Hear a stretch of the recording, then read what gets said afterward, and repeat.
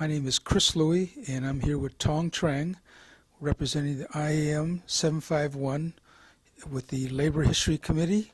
Today is Friday, August the 17th, 2012, and we are here to interview Mary King.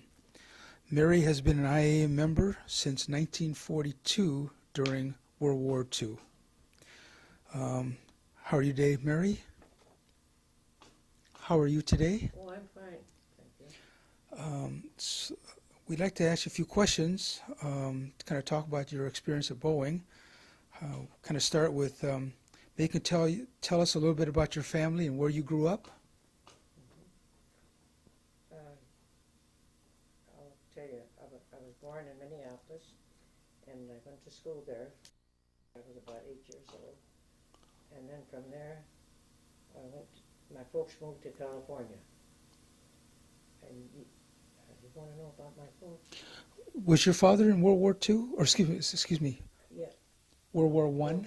World War One. So you and your father came to America when he was 16 years old. Okay. You grew up during the Depression.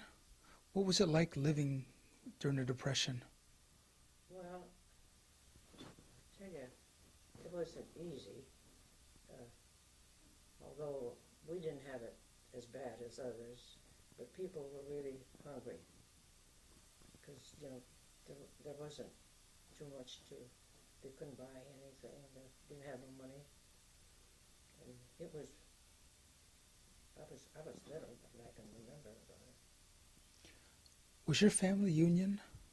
No, there was no unions in those days.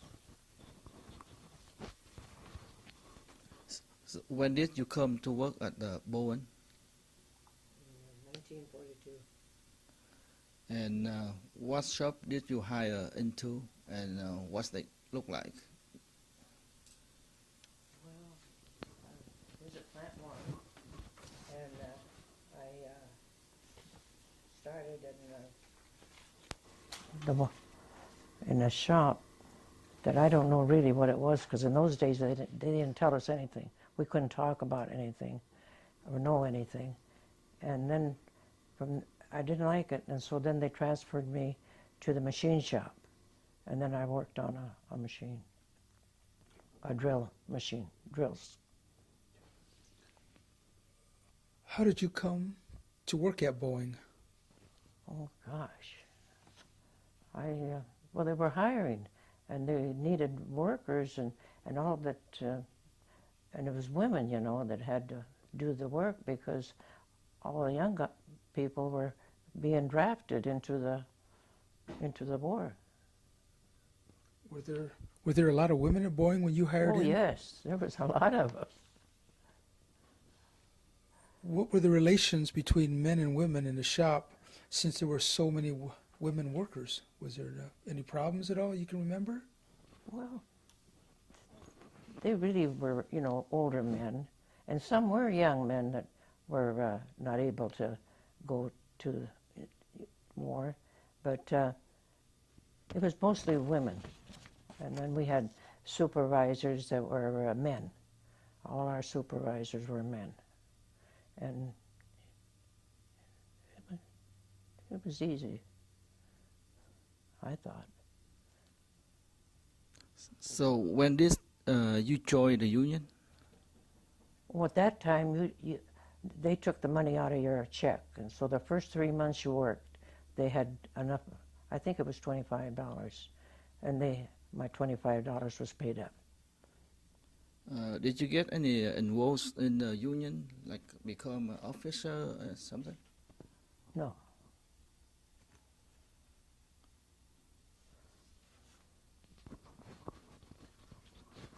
In 1943, 20,000 machinists marched in Seattle to protest their frozen wages. What was that experience like?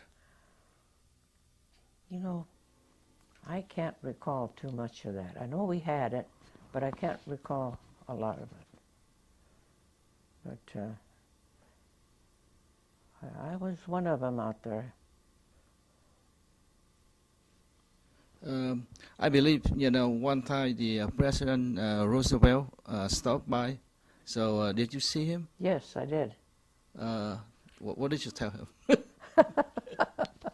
Well, I didn't talk to him or anything, but he was close enough to reach over because they brought him down the aisle, and he was going real slow and waving to us. And he did stop and talk to some people, but yeah, we got to see him. So security was a little different than it is now. Oh, yes. Was Eleanor with him on that particular trip? Who? Eleanor Roosevelt, his Oh, wife? No, not on that trip. But I did see her later. When you were laid off after World War II, tell us about what that experience was like. Well, of course, I married during the war, and I got laid off, all right, and we all did. When the war was over, everybody walked. They just closed the plant down, and we all walked out. And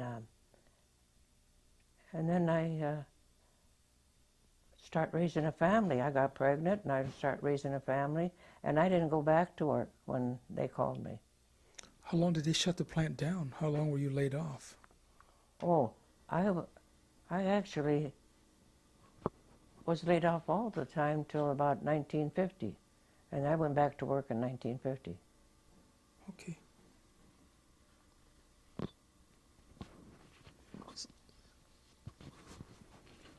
What was it like when Boeing was there, when Boeing was an open shop compared to when it was a closed shop during the war? Were the workers treated differently? Was it a little different to be in a closed shop, working in a closed shop versus an open shop? I don't think so. They treated us really nice. The supervisors were real good to us. I don't think it was any different. No, I don't know. I never saw anything different. Were the workers treated the same, the ones that were union versus the ones that were non-union during that company time? Well, they weren't. No, we never had too much to do with them, and they knew it. But there were very few, But there were a lot that weren't in the union. What kind of the jobs did you have while you working at Boeing? And maybe you can tell us which one is the best one you have, or which one is the worst one you have? Oh, the best one. I think the best one I had was when I was a clerk, because I kind of liked that better.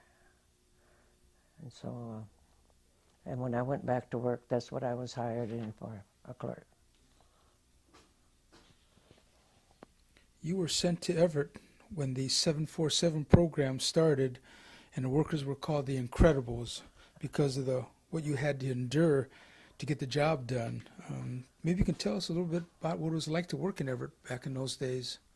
Well, we didn't have the freeways, for one thing, and 99 was partly graveled, and I had to get up early in the morning, but I always had a ride, unless I had to go with the doctor, and then I'd have to drive my own car.